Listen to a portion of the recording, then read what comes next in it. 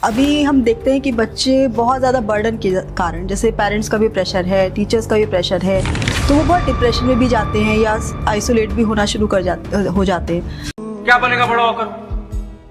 कैसे बराबरी कर पाएगा इस दुनिया के साथ? 5 साल बाद जब अपने दोस्तों को गाड़ी खरीदते अपना घर बनाते देखोगे तो आप कोसोगे।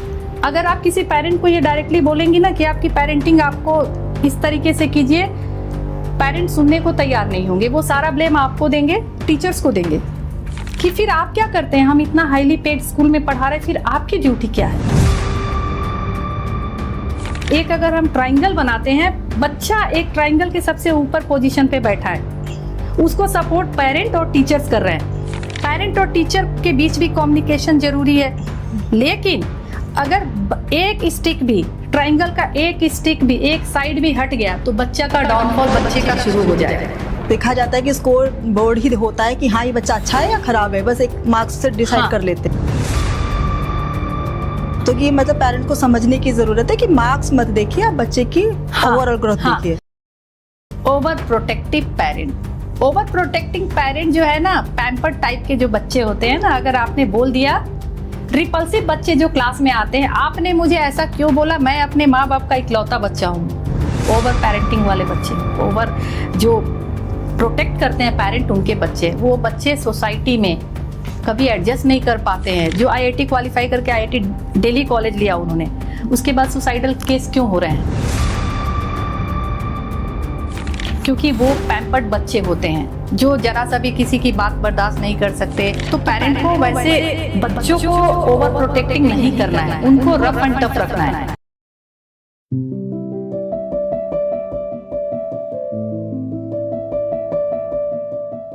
आज जब बात होती है एजुकेशन की, तो पेरेंट्स के मन में सबसे पहले आता है कि कौन सा बोर्ड हो, कौन सा स्कूल हो और स्कूल के टीचर्स कैसे हों जो उनके बच्चों को पढ़ाएंगे। भारत की एजुकेशन की बैकबोन माने जाने वाला सीबीएसई बोर्ड भी समय समय पर अपनी पॉलिसीज और स्कीम्स के द्वारा नए नए परिवर्तन और प्रयोग करता रहता है, जिससे कि एजुकेशन को बेहतर बनाया जा सके। आज इसी विषय पर बात करने के लिए हमारे साथ उपस्थित है सीबीएसई की रिसोर्स पर्सन और मास्टर ट्रेनर मिस सुमन सिंह। सुमन सिंह जी, आपका बहुत बहुत स्वागत है। धन्यवाद। और रचना जी, आपका बहुत बहुत धन्यवाद जो आपने अपने रचनाशाला में आने के लिए मुझे इनविटेशन दिया, और मैं उसकी हमेशा आभारी रहूंगी। Thank you. सीबीएसई पाठ्यक्रम की क्या बड़ी खासियत है?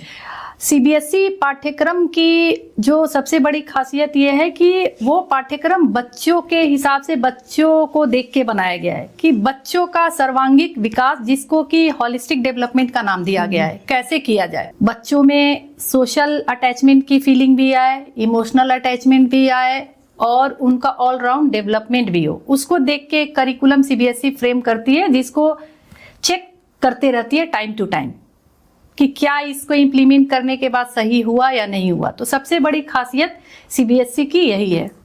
अभी एनईपी 2020 आया, तो ये क्या है? देखिए, नेशनल एजुकेशनल पॉलिसी जो है पूरी तरह से चाइल्ड सेंटर्ड है, मतलब बच्चों को सेंटर बना के बनाया गया है। इसके पहले भी काफी पॉलिसीज आई और आते रहती है एजुकेशनल फील्ड में, पर आज के बच्चे जो हैं किस तरह अपने आप को हर क्षेत्र में आगे लाएं, हर फील्ड में आगे लाएं, उनको कैसे डायरेक्शन देना है, कैसे मोटिवेट करना है, क्या क्या स्किल डेवलप कराना है। तो सीबीएसई अब उन चीजों पे फोकस कर रही है।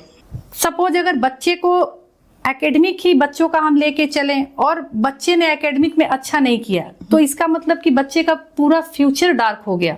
लेकिन सीबीएसई और न्यू एजुकेशनल पॉलिसी में ऐसा उसको फ्रेम किया गया है कि अगर बच्चा एकेडमिक भी वीक हो, कुछ ना कुछ स्किल डेवलप करे और अपने लाइफ में, अपने फ्यूचर में वो कुछ ना कुछ अच्छा करे, लाइवलीहुड के लिए कुछ अर्न करे। और दूसरी जो सीबीएसई फोकस कर रही है, जो बहुत जरूरी है आज के डेट में, मोरल डेवलपमेंट। आपको पता है मोरल डेवलपमेंट की इतनी ज्यादा जरूरत है, कहा जाता है कि बच्चों को मोरल डेवलपमेंट कराना है, तो वो नहीं हो पाता है पूरा टारगेट।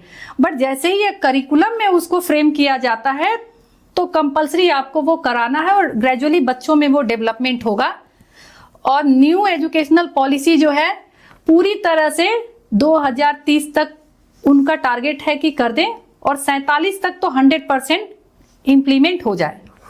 तो पेरेंट्स या टीचर्स जो भी सीबीएसई बोर्ड चेंजेस लाता है, पॉलिसीज लाता है या स्कीम्स लाता है, तो ये उन लोगों को कैसे पता चलेगा? उसके लिए CBSE time to time workshop कराती है, गाइडलाइन देती है, उसके डिफरेंट साइट्स हैं जहां वो सर्कुलर पोस्ट करती है। और एक चीज मैं बताना चाहूंगी रचना जी, टीचर्स के लिए और बच्चों के लिए तो काफी वर्कशॉप कराया गया है, पर मैं सीबीएसई से ये निवेदन करूंगी कि पेरेंट के लिए भी वर्कशॉप कराया जाए। तो पेरेंट्स के लिए वर्कशॉप, क्योंकि टीचर्स के लिए तो स्कूल्स में वर्कशॉप हो गई, बच्चों के लिए भी वर्कशॉप तो स्कूल में होगी, फिर पेरेंट्स के लिए किस तरह से सीबीएसई बोर्ड कर सकता है ये? मैं उसके लिए मैंने एक लेआउट तैयार किया हुआ है, हालांकि सीबीएसई को मैंने मेल भी किया हुआ है कि अगर सीबीएसई ऐसे करे तो पेरेंटिंग की एक वर्कशॉप होनी चाहिए। क्यों होनी चाहिए पेरेंटिंग की वर्कशॉप, तो इसको समझने की आप लोग कोशिश कीजिएगा। एक अगर हम ट्राइंगल बनाते हैं, बच्चा एक ट्राइंगल के सबसे ऊपर पोजीशन पे बैठा है, उसको सपोर्ट पेरेंट और टीचर्स कर रहे हैं। एक ट्राइंगल के एक कोन पे बच्चा है जो सबसे ऊपर पोजीशन लेके बैठा है, उसको सपोर्ट पेरेंट और टीचर कर रहे हैं। पेरेंट और टीचर के बीच भी कम्युनिकेशन जरूरी है, लेकिन अगर एक स्टिक भी, ट्राइंगल का एक स्टिक भी, एक साइड भी हट गया तो बच्चा का डाउनफॉल बच्चे का शुरू हो जाएगा। टीचर्स तो अपना रोल कर रही हैं, आपको 50 घंटे की टीचर्स को सीबीपी सीपीडी कराई जा रही है, सीबीएसई ने ये तो कंपलसरी कर दिया, लेकिन पेरेंट का क्या? पेरेंट को कैसे गाइडेंस दिया जाए कि हमें बच्चों के साथ कैसे पेरेंटिंग करनी है? अच्छा, एक मुझे संस्कृत का श्लोक रचना जी याद आ रहा है। मैं हिंदी की और संस्कृत की टीचर नहीं हूं, पर 10th क्लास में मैंने एक पढ़ा था जिसमें एक बात उसमें कही गई थी। श्लोक तो मुझे नहीं याद है, बस उसका अर्थ मैं बता रही हूं कि जब बच्चा 5 से 6 साल तक हो उसको प्यार दुलार से पालना चाहिए। बच्चा जब किशोरावस्था में जा रहा है थोड़ा, तो उसको डांट डपट थोड़ा डराना चाहिए, और अगर बच्चा थोड़ा किशोरावस्था से और ऊपर गया तो उसको फ्रेंड की तरह व्यवहार करना चाहिए। मतलब ये हमारे वेद पुराण में भी है, हर स्टेज में बच्चे को कैसे हमें डेवलप कराना है। किसकी जिम्मेदारी है? पेरेंट की जिम्मेदारी नहीं है ये बात पेरेंट के लिए कही गई है। पर आजकल के पेरेंट क्या है, मैक्सिमम टाइम स्क्रीन पे स्पेंड करते हैं, बच्चा भी स्क्रीन पे स्पेंड करता है मैक्सिमम टाइम। और पेरेंटिंग का मतलब यह है कि बच्चे हो गए, मैंने उनको तो सारी सुख सुविधाएं दे दी, पर कहां से इमोशनल अटैचमेंट होगा? अगर आप किसी पेरेंट को ये डायरेक्टली बोलेंगी ना कि आपकी पेरेंटिंग आपको इस तरीके से कीजिए, पेरेंट सुनने को तैयार नहीं होंगे। वो सारा ब्लेम आपको देंगे, टीचर्स को देंगे कि फिर आप क्या करते हैं, हम इतना हाईली पेड स्कूल में पढ़ा रहे, फिर आपकी ड्यूटी क्या है? मैंने पहले ही बोल दिया, एक ट्राइंगल के टॉप पे बच्चा बैठा हुआ, एक भी स्टिक ट्राइंगल की गड़बड़ हुई तो बच्चा का डाउनफॉल शुरू हो जाएगा। टीचर ने तो हाथ दिया हुआ है, पर पेरेंट अगर हाथ खींच ले तो बच्चे का क्या हुआ? जिस तरह न्यू एजुकेशनल पॉलिसी में, नेशनल एजुकेशनल पॉलिसी में बच्चे के एजुकेशन को 4 पार्ट में डिवाइड किया गया है: foundational stage, preparatory stage, middle stage and secondary, senior secondary stage. आखिर क्यों किया गया है भाई? आप ये बताइए, एनईपी में ऐसा क्यों किया गया है? डेफिनेटली हर बच्चे के एक एज के हिसाब से उसकी ग्रोथ है, उसकी रिक्वायरमेंट अलग अलग होती है, उस रिक्वायरमेंट को पूरा करने के लिए किया गया है। लेकिन पेरेंट को कोई भी वर्कशॉप या कुछ सेमिनार वगैरह अटेंड नहीं कराया गया। वो अपने बच्चे को जो छोटे बच्चे से ट्रीट करते थे, वही वो 18 साल के बच्चे में उनका वही चलते रहता है, वे ऑफ ट्रीटिंग। तो मेरे हिसाब से जब बच्चा फाउंडेशनल स्टेज में आए तो उनका एक वर्कशॉप होना चाहिए, सीबीएसई को मैंडेटरी करना चाहिए, ताकि उनको पता चले कि फाउंडेशनल स्टेज के बच्चे को एज ए पेरेंट हमें कैसे ट्रीट करना चाहिए। अब ये होगा कैसे? बिल्कुल, क्योंकि बहुत मुश्किल है इतने सारे पेरेंट्स को वर्कशॉप कराना। हाँ, मेरे सजेशन में ये है कि जिस स्कूल में बच्चे का एडमिशन होता है उसी स्कूल की जिम्मेदारी है कि वो, सपोज नर्सरी में मेरे यहाँ 100 बच्चों का एडमिशन हुआ, 100 पेरेंट को ट्रेंड करे और सर्टिफिकेट दे। आफ्टर गेटिंग सर्टिफिकेट, जब उनको सर्टिफिकेट मिल जाता है उसके बाद उनके एडमिशन को कंफर्म किया जाए। एक फेज तो ये हो गया, हर साल नहीं कराना है, क्योंकि हर साल में स्कूल, सीबीएसई और पेरेंट भी परेशान होंगे।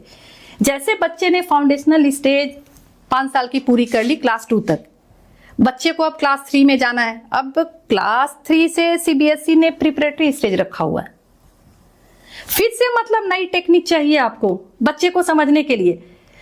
क्लास सेकेंड का जब रिजल्ट डिक्लेयर हो रहा है, बच्चा जब थर्ड में जा रहा है, फिर से एक बार पेरेंट का कराया जाए।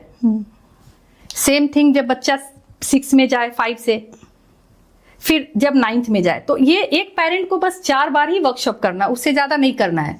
और एक स्कूल के ऊपर भी ज्यादा बर्डन नहीं आएगा और उसके पास सारा रिकॉर्ड होगा कि किस किस पेरेंट ने किया है, और जिसके पेरेंट ने किया है उसके अपार आईडी या जो भी जनरेट करा रही है सीबीएसई, उसमें उस सर्टिफिकेट को डाला जाए कि इसके पेरेंट ने किया है।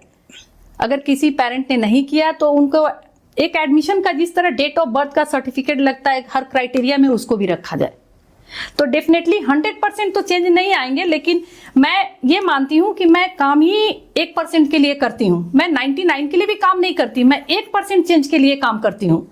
तो हम 1% चेंज के लिए काम करेंगे कि एक भी अगर वैसा केस आ गया तो हर साल करते करते वो 100% में डेफिनेटली कन्वर्ट हो जाएगा।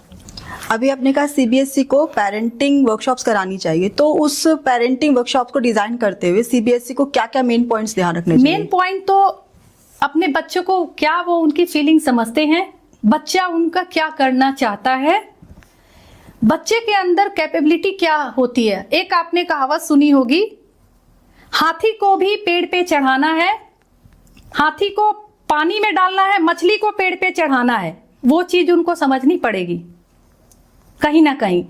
अगर उनका बच्चा एक अच्छा सिंगर है तो वो कभी भी अच्छा एकेडमिक वाइज बच्चा बहुत इंटेलिजेंट हो सकता है, ना हो, पर आजकल हमारे टाइम की डिमांड ये है ना, पढ़ो पढ़ो पढ़ो 99% लाओ।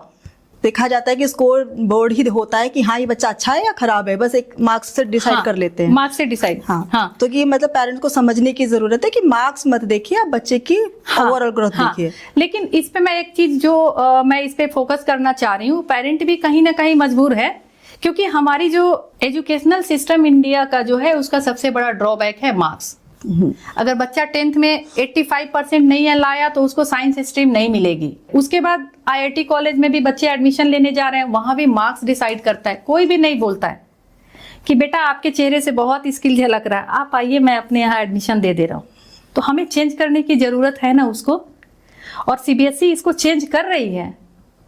सीबीएसई धीरे धीरे कर रही है, नेशनल क्रेडिट फ्रेमवर्क ला रही है जिसमें कि उनको हर क्रेडिट का पॉइंट दिया जाएगा।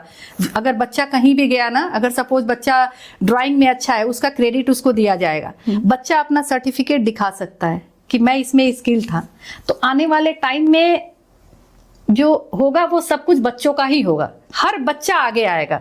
जो बच्चा मछली है वो मछली ही रहेगा, पर उसी में वो अच्छा करेगा। सीबीएसई ये चाह रही है। अभी हम देखते हैं कि बच्चे बहुत ज़्यादा बर्डन के कारण, जैसे पेरेंट्स का भी प्रेशर है, टीचर्स का भी प्रेशर है, तो वो बहुत डिप्रेशन में भी जाते हैं या आइसोलेट भी होना शुरू हो जाते हैं। तो क्या आपको लगता है कि स्कूल्स में भी लाइफ स्किल एजुकेशन देना जरूरी है? बिल्कुल, स्कूल में भी लाइफ स्किल देना बहुत जरूरी है। जैसे मैंने अभी Ramakrishna mission awakening citizen program की ट्रेनिंग लेने गई थी, तो हमारे एजुकेशन मिनिस्टर श्री धर्मेंद्र प्रधान जी भी वहाँ आए थे। तो उन्होंने स्किल एजुकेशन को बहुत फोर्स किया कि आपको लेना चाहिए, ताकि बच्चों में एक मोरालिटी आए। मोरालिटी डेवलपमेंट के लिए काफ़ी काम कर रही है सीबीएसई, एक्टिविटीज़ करा रही है। इतनी सारी वीर गाथा की एक्टिविटीज, जितनी भी एक्टिविटीज़ हुई, आप लाइंड अप है एक्टिविटी पूरी अभी आने वाले टाइम में अप्रैल में, आप देखिएगा। मोरल वैल्यू का डेवलपमेंट रुक रहा है, कहीं ना कहीं क्लास से ही माहौल शुरू हो रहा है, घर से ही हो रहा है। घर में भी पेरेंट बोलते हैं, अच्छा तुम्हारा ये फ्रेंड है वो क्यों नहीं है, अच्छा तुमने इसको फ्रेंड बनाया, तुमने उसको क्यों नहीं बनाया। इसको उसको का मतलब क्या है? इसको या तो बच्चा एकेडमिक वाइज स्ट्रांग होगा, वो इसको है, उसको दूसरा बच्चा वीक होगा, या फाइनेंशियली बच्चा स्ट्रॉन्ग बैकग्राउंड का होगा तो पेरेंट को अच्छा लगता है कि मेरा बच्चा वैसे बच्चों के साथ बैठे। शुरुआत तो हमने घर से कर दी। जैसे कहा जाता है ना कि घर जो है बच्चे की पहली पाठशाला होती है और पेरेंट उनके पहले गुरु होते हैं। हमने पहले गुरु को तो ट्रेंड ही नहीं किया, हम ऑलरेडी जो ट्रेंड गुरु हैं उनसे उनकी शिक्षा करवा रहे हैं। पहले गुरु की ट्रेनिंग कहाँ हुई? ठीक है, एक एक्सपीरियंशियल लर्निंग होता है कि एक्सपीरियंस से पेरेंट समझते हैं, पेरेंटिंग सबको आती है, क्या फिजिकल पेरेंटिंग ही बस पेरेंटिंग है? केवल फिजिकली आप बच्चों को देख रहे हो कि आपने बोला बेटा मोबाइल मत देख, बच्चे ने रख दिया, क्योंकि फिजिकली आप उसको कंट्रोल कर रहे हो। अरे जब आप अपने आप को कंट्रोल नहीं कर सकती, आप क्या बच्चों को कंट्रोल करेंगी? बच्चे ने फोन रख दिया, दिमाग में उसके वही चल रहा है। तो कहीं ना कहीं दिमाग को, माइंड को डाइवर्ट करने की जरूरत है। तो मैं हर जगह यही रिक्वेस्ट करूंगी कि पेरेंट वर्कशॉप पे सीबीएसई कुछ सोचे और इस पे कुछ कार्य करे। तो ये पेरेंट्स को कितना इन्वॉल्व होना चाहिए बच्चों की पढ़ाई में, कि खाली टीचर्स पर ही छोड़ देना चाहिए? पेरेंट्स का इन्वॉल्वमेंट तो बहुत जरूरी है। मैंने रचना जी पहले ही बताया था कि पहली पाठशाला घर, पहले गुरु पेरेंट। बच्चा 3 साल के बाद आपके पास आए, पर 3 साल तक तो बच्चे ने सीखा ना पेरेंट से। पेरेंट का इन्वॉल्वमेंट तो जरूरी है। मानती हूँ पेरेंट आपको सब्जेक्ट वाइज हेल्प नहीं कर सकते हैं, हर कोई अलग प्रोफेशन में है, शायद ना करे, लेकिन मेंटली सपोर्ट तो कर सकते हैं बच्चे को। तो आपको मोटिवेटर और गाइड बनने की जरूरत है। ऐसे जब बोर्ड एग्जाम्स आते हैं तो बच्चों को पेरेंट्स बोलते हैं पढ़ो पढ़ो पढ़ो, पर मुझे नहीं लगता कि कोई पेरेंट्स जो है उनको एक ऐसा कोई इमोशनल या कोई सपोर्ट दे रहा होता है। तो ऐसे समय में पेरेंट्स की क्या भूमिका होनी चाहिए? पेरेंट्स की ही भूमिका होनी चाहिए, क्योंकि बच्चा अभी स्कूल नहीं आ रहा है, टीचर से कांटेक्ट में है, बच्चा अपने शिक्षक से है, आप फोन पे बता देने पर बच्चा 24 घंटे घर में क्या कर रहा है वो आप नहीं देख सकती हैं। पेरेंट को उस समय बच्चों के लिए कैमरा तो बनना ही है, बट केवल पढ़ाई के लिए कैमरा नहीं बनना है, ये भी देखना है बच्चा कितने मेंटल स्ट्रेस में है। उसको समझाना है कि बेटा मार्क्स का मैटर नहीं होता। और जब आप ये बोलोगे ना कि मेरे लिए नंबर मायने नहीं रखते हैं, तो वो बच्चा सबसे ज्यादा खुश होगा, क्योंकि सबसे पहले वो बच्चा माँ बाप से सुनना चाहता है कि मेरे लिए नंबर मैटर नहीं करता है। सबसे ज्यादा माँ बाप की वैल्यू होती है उसके लाइफ में कि मेरे पेरेंट्स क्या सोचेंगे, मेरा नंबर ऐसा आ गया। और हर बच्चा टॉपर नहीं हो सकता है, ये पेरेंट को समझनी पड़ेगी। एक टर्म आजकल बड़ा सुनाई देता है, हेलीकॉप्टर पेरेंटिंग। तो ये क्या है और इसे आप सही कहेंगे या गलत कहेंगे? हेलीकॉप्टर पेरेंटिंग का एक दूसरा नाम भी मैम है, आप मुझे जरा बताइए। Over protective parent? Yes, over protective parent. Over protecting parent जो है ना, पैम्पर्ड टाइप के जो बच्चे होते हैं ना, अगर आपने बोल दिया, रिपल्सिव बच्चे जो क्लास में आते हैं, आपने मुझे ऐसा क्यों बोला, मैं अपने माँ बाप का इकलौता बच्चा हूँ, ओवर पेरेंटिंग वाले बच्चे हैं। ओवर जो प्रोटेक्ट करते हैं पेरेंट, उनके बच्चे, वो बच्चे सोसाइटी में कभी एडजस्ट नहीं कर पाते हैं। जब भी उनके लाइफ में प्रॉब्लम आएगी वो एडजस्ट नहीं कर पाते हैं। पेरेंट को ये समझना पड़ेगा कि हमें बच्चों को रफ एंड टफ बनाना है, अदरवाइज यही बच्चे नीट की तैयारी करने कोटा में जा रहे हैं। आईआईटी वाले बच्चे भी जो आईआईटी क्वालिफाई करके आईआईटी दिल्ली कॉलेज लिया उन्होंने, उसके बाद सुसाइडल केस क्यों हो रहे हैं? क्योंकि वो पैम्पर्ड बच्चे होते हैं जो जरा सा भी किसी की बात बर्दाश्त नहीं कर सकते या उनको बुरा लग जाता है। तो पेरेंट को वैसे बच्चों को ओवर प्रोटेक्टिंग नहीं करना है, उनको रफ एंड टफ रखना है। तुम भी अगर तुम्हें कोई बोले तुम रिप्लाई करो और तुम सीखो, खुद फाइट करना सीखो। पर होता क्या है ना, स्कूल में भी कोई बात हुई, पेरेंट सीधे लड़ने आ जाते हैं। तो बच्चा वही समझ गया कि मेरे माँ बाप मेरे छत्र छाया हैं, उसी छत्र छाया में उसको रहने की आदत हो जाती है। फिर कॉलेज में जाते हैं, रैगिंग होता है या कोई भी लेग पुलिंग, वॉकिंग वगैरह कुछ भी होता है, बच्चे उसमें सरवाइव नहीं कर पाते हैं, सुसाइड कर लेते हैं। ये तो एग्जाम्स के साथ भी होता है, जब बोर्ड रिजल्ट आते हैं और बच्चों को डिजायर्ड मार्क्स नहीं मिलते, तब भी वो बड़े डिमोटिवेट और डिप्रेशन में चले जाते हैं। तो ऐसे में भी पेरेंट्स को कुछ सोचना समझना चाहिए या कुछ इस तरह के ध्यान रखने चाहिए कि बच्चे बिल्कुल इस तरह से ना परेशान हो। बिल्कुल, उनको बताना है कि बेटा कोई बात नहीं, अगर तुम्हें साइंस स्ट्रीम लेने का मन था, साइंस नहीं मिल पा रहा है, ह्यूमैनिटी में इतने ऑप्शंस हैं, उनको दिखाइए आप। ये बच्चे ने ह्यूमैनिटी में ये स्कोर किया, ये आगे गया, जरूरी नहीं है कि एक सब्जेक्ट पे फोकस है, मार्क्स की वजह से नहीं मिल रहा है। तो वो तो पेरेंट का ही काम है, क्योंकि टीचर और स्कूल तो अपने नॉर्म्स पे चलेंगे। अगर डिसाइडेड है कि 85% वाले को देना है तो वो उससे नीचे नहीं लाएंगे। बट अब यहाँ ड्यूटी पेरेंट्स की होती है कि कैसे हम अपने बच्चे को मोटिवेट करें और गाइड करें। तो पेरेंट्स बच्चों की जो भी रुचि है, जिसमें उसका इंटरेस्ट है या उसका जो भी टैलेंट है, तो पेरेंट्स को कैसे पता चले कि हाँ हमारा बच्चा इसमें अच्छा है, तो और उनको कैसे गाइड करें? वो तो बच्चे खुद बता देंगे आपको, उनके चेहरे से झलक जाएगा। आप पेरेंट कैसे हैं जब आपने बच्चों की एक्टिविटी ही नहीं देखी, पूरा दिन बच्चा आपका कर क्या रहा है? मैं एक एग्जाम्पल देना चाहती हूँ, मेरा पर्सनल एग्जाम्पल है। मेरी छोटी बेटी जो है पढ़ाई में भी ठीक है, बट उसका पार्ट टाइम जो है, या तो वो गिटार बजाएगी या फिर वो क्रोशिया और वूल से कुछ करते रहती है। मुझे पता भी नहीं था कि वैसी कुछ उसकी हैबिट है। और उसने कब मार्केट से वो क्रोशिया खरीद के लाई और वूल भी खरीद के लाई, 2-3 कलर्स के।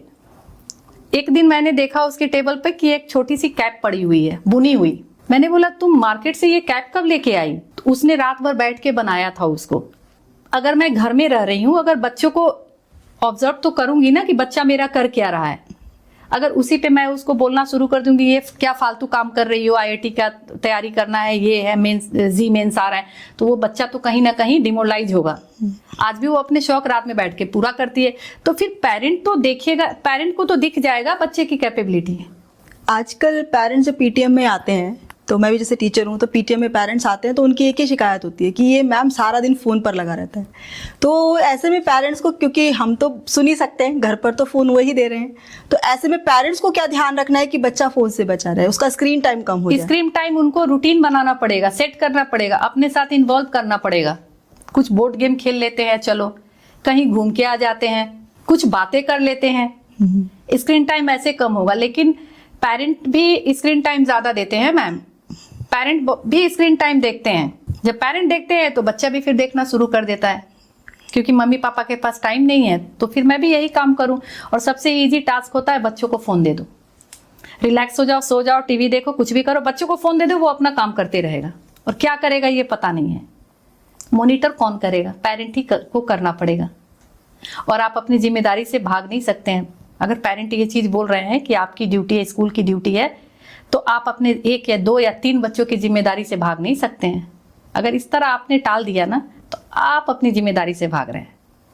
एक ये अभी पीछे ऑनलाइन क्लासेस का भी बड़ा ट्रेंड शुरू हुआ, जब पीछे कुछ समस्याएं, कोविड का समय आया, ऑनलाइन क्लासेस हुई, और CBSE, तो उसमें अभी हो गया है कि ऑनलाइन क्लासेस का बड़ा ट्रेंड हो गया। तो ऐसे में CBSE को क्या प्रॉब्लम्स फेस हुई थी और उसका कैसे सोल्यूशन निकाला गया? CBSE का जो रिकॉर्ड था, जो रिजल्ट था बच्चों का, वो डाउन हुए थे, वो बहुत डाउन हुए थे। मोरालिटी खत्म हो गई थी। उसके बाद से ही तो इन्होंने मोरालिटी पे फोकस किया, मोरल डेवलपमेंट पे। सोशल इकोनॉमिकल टच खत्म हो गया था, क्योंकि सबके हाथ में स्क्रीन आ गई। शुरुआत तो वहीं से हुई, स्क्रीन से। उसके पहले तो घर में 1 या 2 फोन होते थे। फिर क्या हुआ भाई, मुझे भी क्लास लेना है, मुझे भी लेना है, पेरेंट ने इसको भी दिला दिया, उस बच्चे को, सबके पास अपने हो गए। रूम भी अलग करने पड़े, क्योंकि ऑनलाइन क्लास चलनी है, रूम अलग हो गए। बच्चा एक अलग पढ़ रहा है, एक बच्चा अलग पढ़ रहा है, वो पढ़ते पढ़ते गेम जोन भी कर रहा है उसमें। CBSE को भी काफी प्रॉब्लम हुई, टीचर्स को भी हुई, पेरेंट्स को भी हुई। लेकिन अगर कुछ नेगेटिव है किसी चीजों का, तो पॉजिटिव भी है। इतने ऐप आ गए जो घर बैठे आपको सामान की डिलीवरी से लेके बच्चों के लिए चैट GPT, मतलब इतने ऐप आ गए कि आपकी लाइफ को आसान बना दिया। जो CBSE की बुक्स है, क्या वो अपने आप में काफी है पढ़ने के लिए? CBSE की बुक अपने आप में काफी है। अगर आप कुछ अलग से तैयारी नहीं कर रहे हैं तो CBSE की बुक काफी है। कॉन्सेप्ट्स उसके ऐसे हैं कि आप कहीं भी एग्जाम में फेल नहीं होगे और अच्छे ही मार्क्स लाएंगे।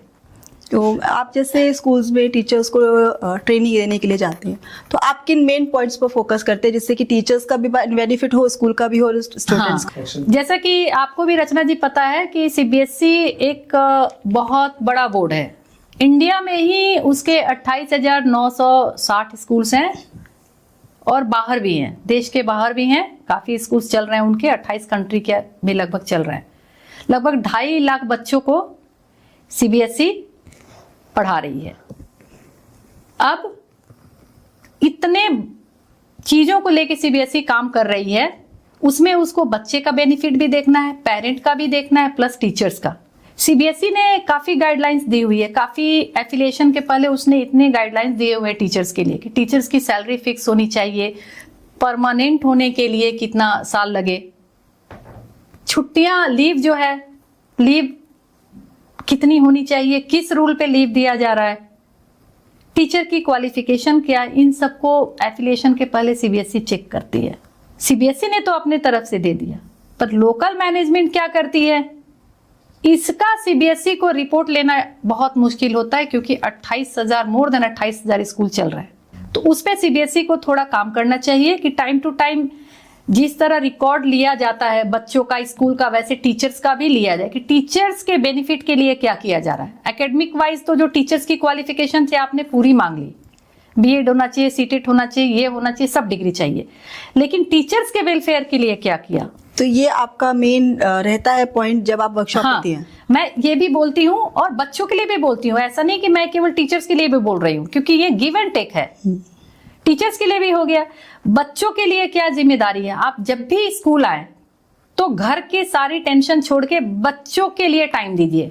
स्कूल में अगर आप अपने काम को ईमानदारी से कीजिए, क्योंकि मैम ये हमारी मर्जी है कि हम टीचर हैं, आपको या हमें किसी ने फोर्स नहीं किया हुआ है, आपको अच्छा लगता है इसलिए आप टीचर हैं। अगर ये माइंड मेकअप करके हम आएंगे कि अरे आज तो ड्यूटी पे जा रहे हैं, तो वो तो ड्यूटी ही लगेगी आपको।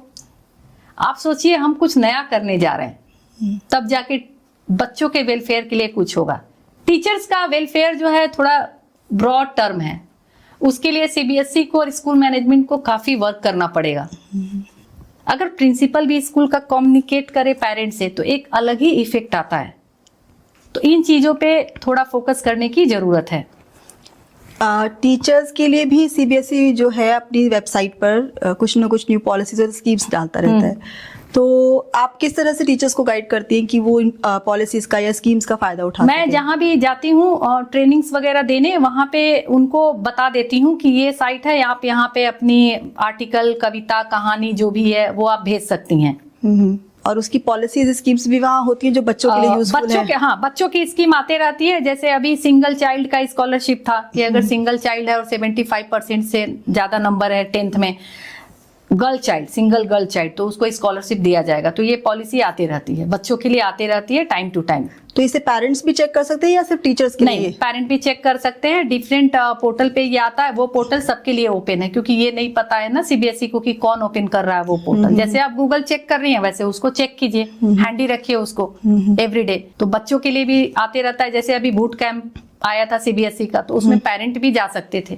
बाहर से अपने बच्चे को लेके।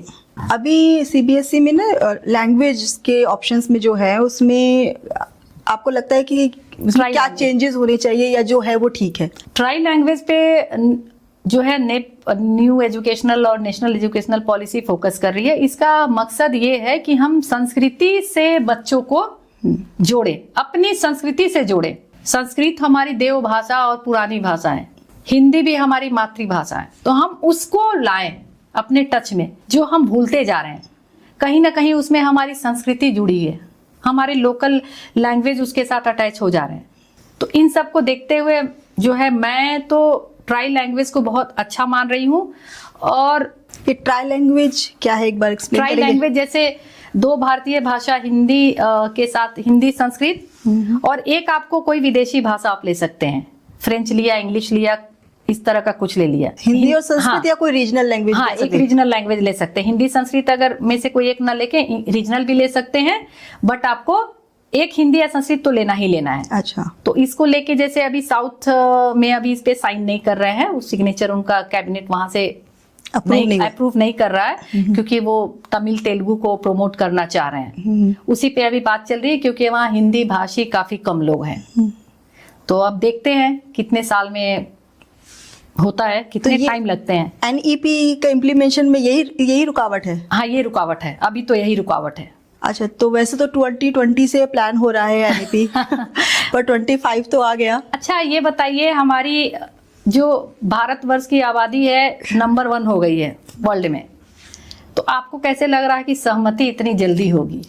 आप इंटीग्रिटी जो बोलते हैं ना, अनेकता में एकता, तो हम ट्राई लैंग्वेज लाके अनेकता को एकता में कन्वर्ट कर रहे हैं। तो क्या कोई अच्छा काम करने के पहले एकजुट जल्दी होते हैं? कुछ भी नहीं जल्दी होगा, टाइम लगेगा, पर जो होगा पेशेंस रखना और अच्छा होगा। ठीक है। एंड भी जो सीबीएसई बोर्ड है ये एनईपी 2020 ला रहा है, तो ये पहले वाले सिस्टम से किस तरह से अलग है और इसमें क्या ऐसा विशेष है जो बच्चों के लिए बेहतर होगा? स्किल कोर्स का जो इनिशिएशन हो रहा है, स्किल डेवलपमेंट जो किया जा रहा है, वो इनका बहुत अच्छा है। और प्रधानमंत्री कौशल विकास योजना के तहत उनको स्किल किया जा रहा है बच्चों को, ओके, ताकि वो लाइवलीहुड के लिए इन फ्यूचर कुछ भी रोजगार ले सकते हैं। दूसरा जो है, एक सब्जेक्ट के साथ दूसरे सब्जेक्ट का combination, flexibility to select the subjects. अब बच्चा अगर साइंस का है तो वो ह्यूमैनिटी का भी कुछ सब्जेक्ट या कॉमर्स का भी ले सकता है। तो ये सब चीजें बच्चों के हित में किया जा रहा है और एक पूरा जो है फॉर्मेट तैयार हो गया है किस सब्जेक्ट के साथ किसको लेना है। तो जब तक नेप पूरी तरह लागू नहीं हो जाए तब तक जो है अभी उन चीजों को में रुकावट है। जैसे लागू हो जाएगा ये सारी चीजें जो है स्मूथली चलेंगी तो फिर आपको फर्क दिखेगा। अभी आपने बीच में जिक्र किया था कि पेरेंट्स के लिए भी वर्कशॉप्स ऑर्गेनाइज होनी चाहिए, तो आपको ऐसा क्यों लग रहा है कि ये पेरेंट्स की वर्कशॉप्स होनी ही चाहिए? क्योंकि टीचर्स भी ट्रेन हो रहे हैं, बच्चे भी स्कूल्स में ट्रेन हो रहे हैं, तो पेरेंट्स के लिए क्यों? पेरेंट्स के लिए आपने किया क्या? जब शुरू में ही मैंने बोला बच्चों की पहली पाठशाला घर है, पहले गुरु माँ बाप। अपने आप में तो वो ट्रेंड है, बच्चे पालने में ट्रेंड है, पर बच्चों के मनोविज्ञान को समझने के लिए, साइकोलॉजी के समझने के लिए ट्रेंड नहीं है। हर एज में किस एज में बच्चे को क्या चाहिए। तो क्या पेरेंटिंग सीखी जा सकती है? पेरेंटिंग तो सीखी नेचुरल चीजें हैं, वो तो अपने आप आ जाती है, जैसा पेरेंट से आप पूछो तो। लेकिन अगर आप ट्रेंड हो जाते हैं, थोड़ी ट्रेनिंग आपको मिल जाती है, तो आपके लिए बच्चों को रिकॉग्नाइज करना, उनकी क्वालिटी को आसान हो जाएगा। और सीखी तो हर कुछ जा सकती है और सीखनी भी चाहिए। अगर कोई पेरेंट बोले कि मुझे क्या जरूरत है, मैं तो अच्छा पेरेंट हूँ, इसको अच्छे स्कूल में दिलाया है, अच्छे कपड़े दिला रहा हूँ, अच्छा खाने को दिला रही हूँ, तो इसका मतलब कि उनका बच्चा मोरली भी स्ट्रांग होना चाहिए, हर कुछ में स्ट्रांग होना चाहिए। केवल वो पता है किसकी बात कर रहे हैं? फिजिकल एम्बियंस की बात कर रहे हैं। जो फिजिकली चीजें उनको प्रोवाइड करा रहे हैं वो उनकी बात कर रहे हैं। जो ट्रेनिंग होगी वो फिजिकल एम्बियंस देख के नहीं किया जाएगा, वो बच्चे के साइकोलॉजी पे होगा, बच्चे के इमोशन पे होगा।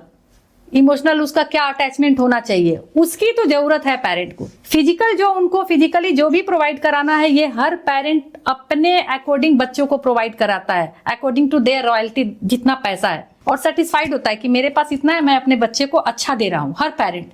लेकिन जहां इमोशन की बात आती है, मोरल डेवलपमेंट की बात आती है, वहां तो जीरो, वहां तो कुछ नहीं हो रहा है। तो पेरेंटिंग मतलब ये नहीं है कि आपने फिजिकली हर कुछ बच्चे को प्रोवाइड करा दिया और वो बच्चा मेंटली स्ट्रांग ही नहीं है। अगर स्ट्रांग होता तो जो सुसाइडल केस हो रहा है या गलत करते हैं बच्चे, वो होता नहीं ना। अगर पेरेंटिंग अगर होती, केवल पेरेंटिंग को ही दोष नहीं दूंगी मैं, कुछ बच्चों की अपनी साइकोलॉजी होती है, कुछ पेरेंटिंग है, कुछ स्कूल का इन्वायरमेंट भी है। अभी जैसे पेरेंट्स और टीचर्स के बीच में जो मेन भूमिका निभाता है वो स्कूल निभाता है, तो उसमें आपको क्या लगता है कि स्कूल की क्या रिस्पॉन्सिबिलिटी होनी चाहिए जिससे कि टीचर्स और पेरेंट्स दोनों के बीच का कम्युनिकेशन अच्छा बना रहे? स्कूल तो मंदिर है, वो वही मंदिर स्कूल है जहां बच्चा आ रहा है, सीख के जा रहा है। कुछ लोग पूजा करने आ रहे हैं, कुछ पुजारी हैं। उन दोनों को कम्युनिकेट कराने का काम स्कूल का है। स्कूल का कैसा बिहेवियर होता है, स्कूल क्या सोचती है टीचर्स के लिए, क्या पेरेंट के लिए सोचती है, और उनको कैसे एक दूसरे से मिलवाती है। तो स्कूल तो आपको वो बाउंड्री है जहां पे हमें सबको मिल के काम करना है, एक प्लेस है जहां बच्चे को सिखाना है, एक रिकॉग्नाइज प्लेस है। तो जैसे स्कूल्स में भी पेरेंट्स आते हैं कि कोई भी कंप्लेंट लेकर टीचर्स की तरफ आए, तो मैनेजमेंट या स्कूल का एक रवैया होता है कि भाई हाँ आप ठीक कर लीजिए। लेकिन ऐसे में क्या स्कूल को एक इम्पॉर्टेंट रोल निभा सकता है कि अगर वो थोड़ा सा पेरेंट्स को भी समझाए और टीचर्स का भी साइड सुने या पेरेंट्स का भी साइड सुने, किसकी गलती है उसको, या फिर एक ही साइड बोल कर? नहीं, बिल्कुल स्कूल की तो भूमिका है इसमें। मैंने शुरू में ही बोला था आपको कि पेरेंट का वर्कशॉप होना जरूरी है, चाहे सीबीएसई कराए चाहे स्कूल इंटरनली कराए। तो वो जगह, वो लेआउट तो स्कूल तैयार करेगा, ना तो पेरेंट करेगा ना टीचर करेगा, वो स्कूल करेगा, इंफ्रास्ट्रक्चर तैयार करेगा। आप अपने पेरेंट्स को ऐसे क्या कुछ 4-5 पॉइंट्स बताना चाहेंगे कि जिससे वो अपने बच्चों को, जो पेरेंटिंग की जो वर्कशॉप की हम बात कर रहे हैं कि जब तक ये वर्कशॉप स्टार्ट नहीं होती, वो इन पॉइंट्स को याद रखकर अपने बच्चों के लिए एक अच्छे पेरेंट्स बन सकते हैं? ये आपने थोड़ा सा ऐसा प्रश्न पूछ दिया, शायद पेरेंट को ये पता भी हो, लेकिन मैं जो मेरे दिमाग में चल रहा है, मैंने सीबीएसई को अभी मेल किया हुआ है, मुझे नहीं पता है सीबीएसई उसका क्या आंसर देगी। सबसे पहले तो अपने बच्चों की साइकोलॉजी को समझिए कि बच्चों की क्या सोच है, उनके साथ फ्रेंडली बिहेव कीजिए, टाइम स्पेंड कीजिए, उनको पैम्पर्ड मत कीजिए आप लोग। और जहां भी मोरली डाउन हो रहे हैं उनको मोरल सपोर्ट कीजिए, बजाते क्यों उनको डांटने के, तुम फेल क्यों हो गए, तुमने ऐसे नंबर क्यों लिए। और कभी भी जो है उनकी हर बात पे विश्वास भी नहीं कीजिए कि आपका बच्चा हमेशा सच ही बोल रहा है। चलिए मिस सुमन, आपका हमारे रचनाशाला पॉडकास्ट में आने के लिए और इतनी अच्छी इन्फॉर्मेशन हमें देने के लिए आपका बहुत बहुत धन्यवाद। आशा है कि जो आपका प्रयास है वो एक दिन सफल होगा और सीबीएसई बोर्ड इस पेरेंट्स की जो वर्कशॉप की जो आवश्यकता है इसकी इम्पोर्टेंस को समझेगी और ज़रूर एक नया इतिहास रचा जाएगा सीबीएसई के इतिहास में। बस। तो एक बार फिर से आपका स्वागत है और बहुत बहुत धन्यवाद यहाँ आने के लिए। नमस्कार। थैंक यू रचना जी, आपने हमें बुलाया और अपने विचार मैं यहाँ प्रकट कर पाई। अगर कुछ ऐसा होता है फिर मैं रचनाशाला जरूर आऊंगी।